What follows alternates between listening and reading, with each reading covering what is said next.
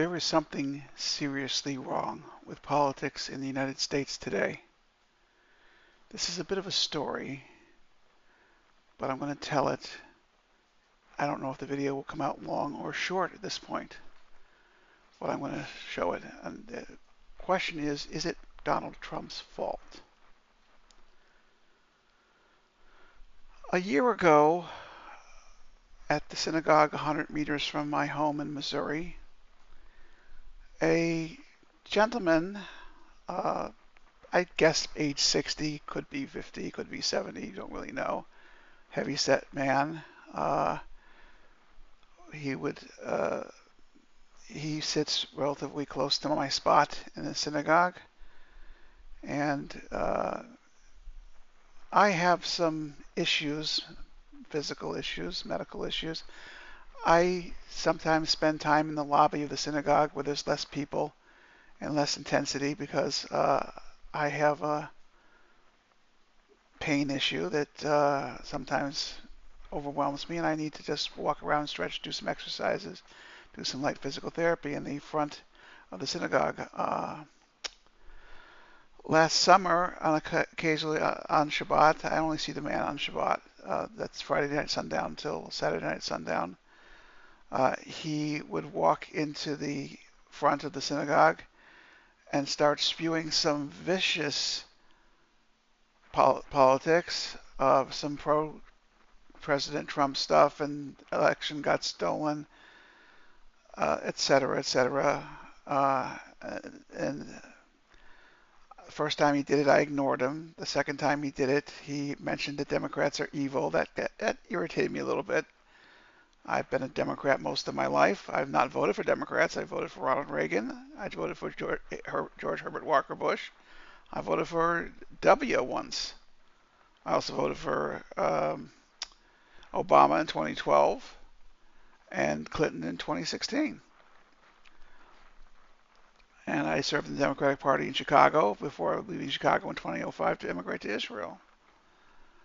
So I think about 3 or 4 weeks of this happening, I minded my tongue. I said nothing to him because he was spewing out, not only was it not facts, it was vicious and vile, and it made me sick to think about responding to it. And why was he talking to me? I thought everybody in Shul knew that I was a former member of the Democratic Party.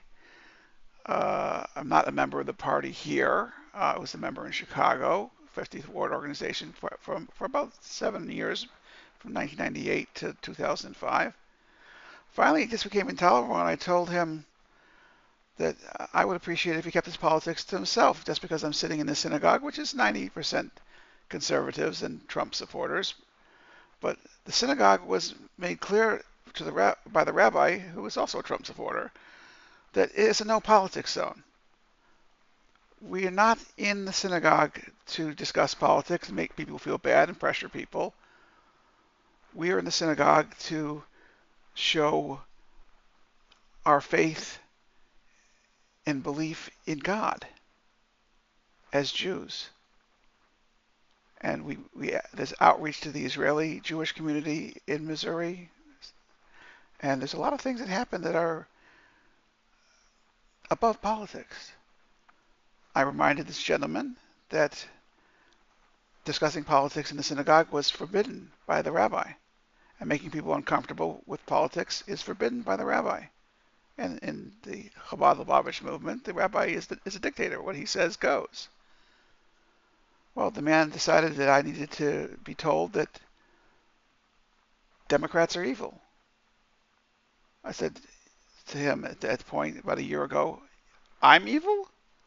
You don't even know me. You've had 3 conversations with me or 4 conversations with me in the front of the synagogue, and I'm evil? And he says, yes, because you voted for Biden. Did I tell you I voted for Biden? I did. But did I tell you I voted for Biden? And did it matter? His opponent won Missouri by 22 points. It's not like my vote meant anything. I could have voted for Mickey Mouse, and it wouldn't have changed the outcome of the election in Missouri. It's a red state. But obviously we weren't dealing with logic. Gradually there was an escalation, and I was being followed around the synagogue And I went to the rabbi and said, this has to stop. And it didn't stop. And finally, I held up my walking stick and I said, you need to social distance from me. You need to not continue to pursue me around this building and and try and intimidate me physically. At which point physical threats were made, very clear verbal threats. There was another intervention, and he was told he's not allowed to talk with me, and he's not allowed to get within 6 feet of me, social distancing. Things calmed down. I did avoid the synagogue for some time. I'm equally capable of praying to the creator of the world, or the master of the universe, whatever honorific you want to use, in my home. I don't need to be in a synagogue, but there's socialization. There's reasons why you'd want to be there. Over the course of the year, I made an effort to make no eye contact, and I was told by the rabbi, don't torture him. Don't mention, if Trump has a bad day, don't get in his face. And I said, Rabbi, you made it a rule that we don't do politics in this synagogue, and I have kept that rule 100%. I did not argue politics with him when he assaulted me and confronted me. I told him he was violating the rules of the synagogue and that he should stop, and he was making me uncomfortable, and he didn't care. I made it clear to the rabbi I never discussed politics with him, and I would never go into discuss politics with him. It was obvious to me that he had a mental problem. And I am not a mental health care professional. It's not my job to fix it. Yet it happened. I have to say my synagogue attendance has been very poor, especially for someone who's 100 meters away from the synagogue. I'd rather spend my time alone, do my prayers at my own pace, read a book, reflect on my own service to our Creator and my faults and shortcomings in other areas, and where I've done well. But I've noticed in recent weeks that I'm having difficulties at work, difficulties with people. My people skills have been degraded, so I've decided to make several weeks ago to make an effort to get to synagogue more often, because at least once a week, twice a week now, I've upped my attendance some more. At least twice a week, I can spend time with people and try and improve my people skills. And just socialize. Maybe socialization is good for me. It's good for my mental health. I don't know. Something about being around people is good for people. Some people who eat people. Okay, that was bad. My father used to sing that. That's the subject of another day. Anyway, I went to synagogue on Saturday morning. I was an hour late, but I sat in the side and I did some prayers, and I sat and since I was in a conference room, not in the synagogue, I sat in the chair and leaned back and cut some Z's because I had some difficulty sleeping the night before due to tensions in the office, shall we say, having some coworker issues. Let's put it that way. And I took a nap. When the services were over, there's a meal, they call it a kiddush. It's like a snack occurs. And I showed up late to that. Everybody else got the best choices of the food. I got a little bit of food in me. I have a healthy meal prepared at home, so I was okay. Then this guy came up to me and he told me I was evil. And I said, "Why do you think I'm evil?" And you're not allowed to talk to people like that here. I guess that was my mistake. You're evil because you're a Democrat. And I kind of lost it. I told him to go F himself and to get away from me. He went back into stalk mode. He challenged me to a fight if I would go outside. And I made another very poor decision. I told him if I was going to get shot, there's going to be witnesses. Because over the past year, although we haven't spoken, he's made it very obvious. I think he's made an effort to impress upon me that he has 2 9mm semi-automatic pistols in his on his person 24 hours a day, 7 days a week. Although it's pretty easy to have firearms in Missouri, you don't have to do anything except own it. You don't even have to know how to use it in order to have a concealed firearm, although you're not allowed to take it into the grocery store, a very often violated rule. But I am the kind of person, due to some bouts with depression as a young person and some physical issues that cause me a lot of pain and sometimes make me feel desperate and, God forbid, not wanting to live, I don't keep guns in my house. I don't want to keep guns in my house. I don't want to be there at 3 o'clock in the morning when I have had no sleep and I've had pain issues all night. I just don't want that situation for myself. So I don't carry weapons. Even though this is not the greatest neighborhood I'm in, I feel relatively safe, and synagogue is only 100 meters away, and the grocery store is only 3/4 of miles away. And that's my life. So, but when this guy continued to call me evil, I told him to F himself several times. And I refused to go outside and get shot, but he made it clear to me that either he was going to hurt me or he was going to shoot me. I'm not sure which. I told him if he's going to shoot me, do it right here. Let everybody see what kind of person he was. He eventually walked home and proudly told his spouse what had happened, what he'd done. He was proud of himself. I guess the question should be asked, where did he learn that Democrats are evil? Well, he learned that from Donald Trump, of course. He wears a MAGA hat all the time, which is a violation of the synagogue rules. We're not supposed to do politics in there, but he can't help himself, whatever. He learned this from Donald Trump. Now, the rabbi and I had a talk on Saturday night and Sunday morning this week, and I made it clear that if there were further physical threats, I would call 911, even on the Sabbath, and I would go after him as a dangerous person, and I would get his gun privileges revoked if possible.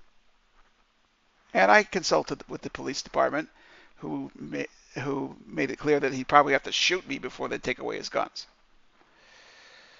So there we have it, political violence.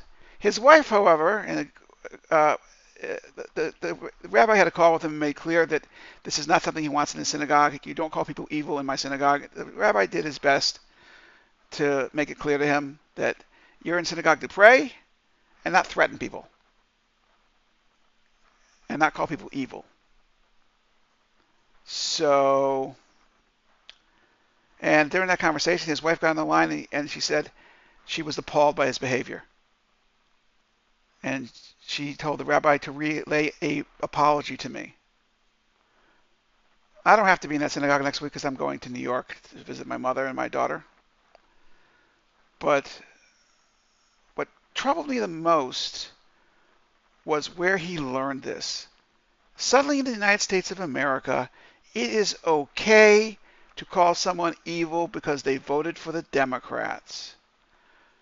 I have never said I hate Donald Trump. I do not hate Donald Trump. I feel sorry for him. I find it painful as he goes through what may be the early stages of dementia or other mental illness. I feel bad for him. Democrats are not evil. Republicans are not evil. In my opinion, Republicans are wrong, and they're voting for the wrong candidate. And more of them are agreeing with me every day. As the convention comes up this week in Chicago, we'll see a lot of Republicans for Harris. And I've not made my decision to vote Democratic yet. I want to know what her policy on Israel is. I'm not going to vote for a candidate who is going to threaten to boycott weapons from Israel. We need weapons to defend ourselves. The Palestinians who are crying genocide, there was only one genocide attempt in the Middle East in 2023 and 2024, and that was Hamas tried to genocide the Jewish people on October 7th when they crossed the international border, knocked down a wall, and murdered 1,200 people, took 250 hostages, and raped hundreds of women, and took 50 or 60 of them back to Gaza to be raped every day. And now it's 316, 317 days that some of these women have been raped every day. It's disgusting. And I won't vote for a candidate who has no subtlety on the issue, who can't understand that the Israeli government does have its faults, and they do have to be told to behave better on occasion. But Republicans have apparently learned from Donald Trump that it's okay to threaten and even possibly kill voters. I mean, he threatened to kill me verbally. Is that okay, Donald Trump? I think Donald Trump should denounce this behavior. And I've informed the Trump campaign of this incident, and I expect an apology. They'll never get my vote. But Donald Trump, if he's going to do anything, he needs to tell his followers violence is unacceptable. If he can't do that, I will never vote for him. And you see on this channel several policy videos, audios, podcasts, whatever you want to call them, that deal with the situation in Iran and give Donald Trump's Iran strategy credit. It didn't go far enough. It wasn't comprehensive enough. It didn't deal with Lebanon. It didn't deal with Yemen. It didn't deal with Syria. But it was better than Biden's. So I picked the best ideas and backed them. I don't back a candidate. I've not found my candidate. I'm excited about Harris because I've always felt that a woman might be better at shepherding, at not wasting American soldiers' lives because because women in general are the only gender that can be mothers. And in the case of Vice President Harris, she's a stepmother, but she's still a mother. I think that would be nice for that barrier to be broken. We've had 46 men occupy the Oval Office. It's nice to see a woman do it, see if she can do a better job, see if less testosterone may lead to better policy. But I haven't made my decision yet. And Donald Trump owes me and many other people an apology because there should be no threats of violence in politics. I should not have been threatened on Saturday, August 17th in synagogue. Nobody should be threatened. Violence has no place in politics. I say that to the dearly departed person, Republican, that tried to kill Donald Trump on July 12th or 13th. It's time.